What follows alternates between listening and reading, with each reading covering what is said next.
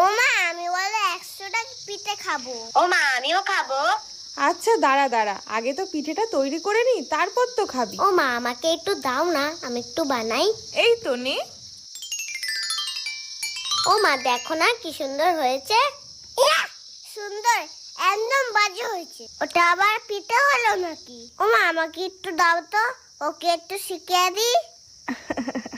দেখিস, আমি এমন পিঠে বানাবো, তুই দেখলেই অজ্ঞান হয়ে যাবি।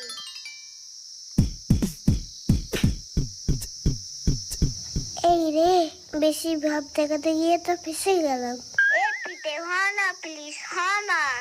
এবার তো মার খেতে হবে, এবার কি হবে? এই তুই আসলি কেন? আমি পাচ্ছি না বলে তুই আমাকে নিয়ে ঠাট্টা করছিস। এই নে তোর পিঠে, এবার তুই বানা। ও মা দেখো। আচ্ছা বাবা, অনেক পিঠে বানিয়েছিস তোরা, এবার খা এটা দুজন মিলে। ও তেলের পিঠে, দাও দাও। শোন, এটা কিন্তু ভাগ ভাগ, আস্তে আস্তে খাবি, গালে কিন্তু একসঙ্গে পুড়ে দিস না। তুই খা না তাড়াতাড়ি।